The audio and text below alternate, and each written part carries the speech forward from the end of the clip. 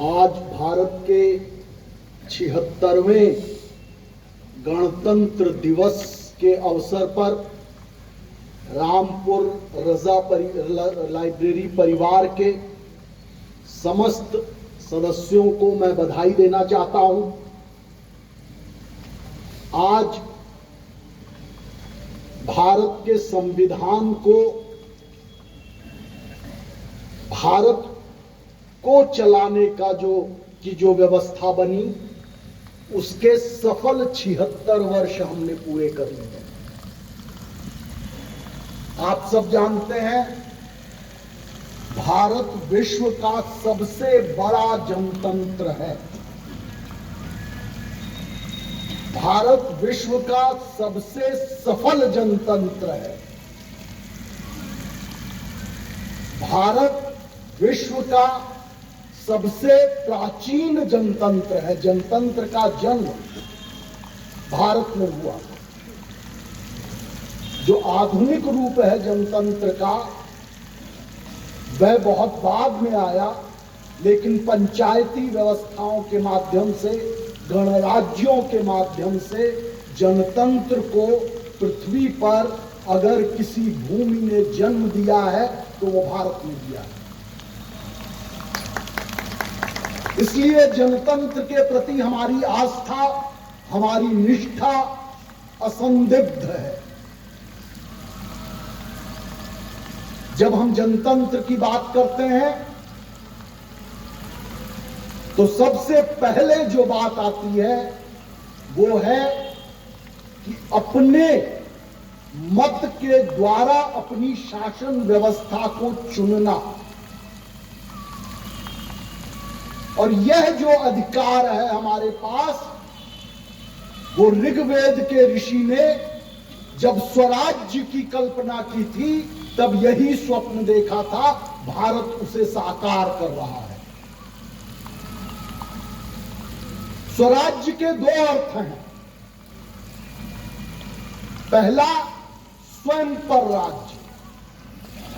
भारतीय मनीषा कहती है कि जिसने स्वयं को जीत लिया, उसने जगत को जीत लिया। इसलिए स्वराज्य में हमें अपने आप पर नियंत्रण, यह पहली आवश्यकता है। स्वराज्य का दूसरा अर्थ है अपना शासन, परतंत्रता नहीं। इतिहास के दुर्योग से कई शताब्दियों तक भारत परतंत्र रहा, लेकिन वो राजकीय व्यवस्था में परतंत्र रहा।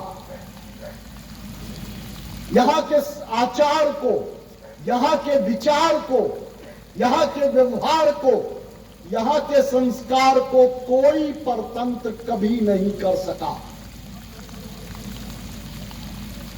वे परंपराएं जो ऋग्वेद काल में स्थापित हुई थी, वे आज तक जीवंत हैं, फलीभूत हो रही हैं। और अब ऐसा समय आया है कि वो बहुत तीव्रता के साथ आगे बढ़ रही हैं। और वह दिन दूर नहीं है कि संपूर्ण पृथ्वी को वे अपने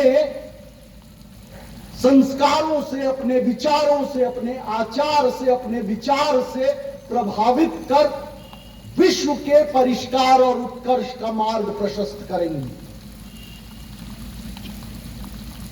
पूरा विश्व इस बात को भली भांति देख चुका है, भली भांति समझ चुका है।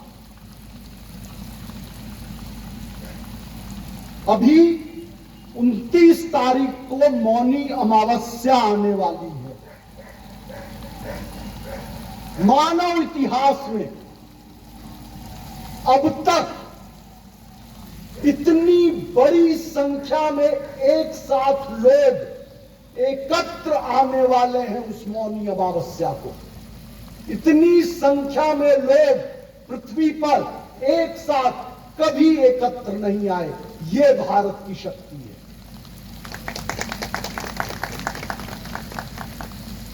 और केवल एक पंचांग में एक तिथि, वो पंचांग हजारों वर्ष पहले रचा गया था, उस पंचांग की एक तिथि के द्वारा हम सबको पता है कि मौनी अमावस्या या कुंभ का आयोजन किन दिनों में होना है। कोई प्रचार नहीं, कोई प्रसार नहीं। कुंभ में अनगिनत लोग पूरी पृथ्वी से संगम पर की ओर बढ़े चले आ रहे हैं। ये कोई साधारण बात नहीं है और ये हमारी जनतंत्र की मजबूती का भी प्रमाण है। संगम में डुबकी लगाने वाले से कोई नहीं पूछता कि तुम किस जाति के हो, किस पंथ के हो, किस संप्रदाय के हो, किस मजहब के हो। जिसकी भी आस्था है वे वहां जाकर डुबकी लगा सकता है।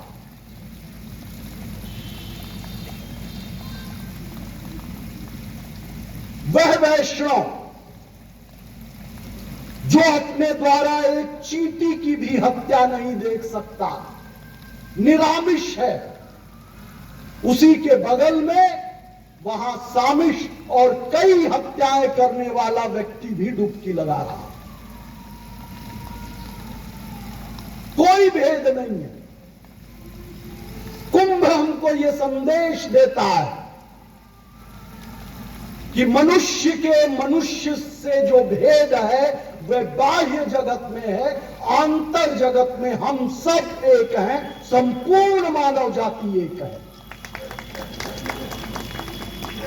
पृथ्वी पर जो भी जहां भी जैसे भी जन्मा है वो वहां से उसी रूप में परिष्कार की ओर, उत्कर्ष की ओर बढ़े। यही हमारे कुंभ का संदेश है।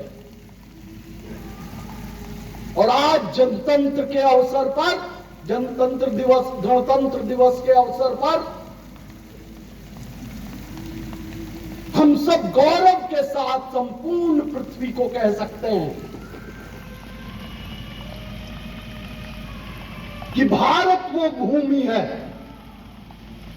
जहां से शेष विश्व को जनतंत्र कैसे चलता है यह सीखना चाहिए।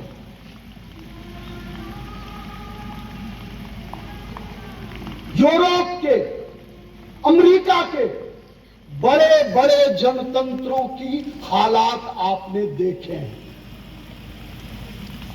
यहां पर ज्यादातर पढ़े लिखे लोग हैं, सबको यह समझ में आ रहा होगा कि जनतंत्र नस्लीय आधार पर, मजहबी आधार पर किस तरह से शेष विश्व में व्याप्त है और किस प्रकार से उन दुर्भावनाओं ने वहां के जनतंत्र को अपने गिरफ्त में ले लिया। भारत एकमात्र देश है, मैं ये नहीं कहता कि भारत में चुनौतियां नहीं है, भारत में चुनौतियां हैं, लेकिन हमें अपने जनतंत्र को जिस मजबूती से आगे बढ़ाया है उसमें सभी जातियों, पंथों, संप्रदायों, मजहबों को अपना अपना योगदान देना होगा। 5000 वर्ष से अधिक प्राचीन यह राष्ट्र हम सबका है। तमाम मजहब, पंथ, संप्रदाय ये बहुत बाद में आए, लेकिन भारत में जनतंत्र की प्रक्रिया, एक दूसरे के साथ रहने का सबक सबने सीखा है। और बस केवल इतनी ही आवश्यकता है कि हम अपने गौरवमयी प्राचीन इतिहास को स्मरण करें। हम सबका इतिहास है वो, चाहे वो किसी जाति, पंथ, संप्रदाय या मजहब का हो।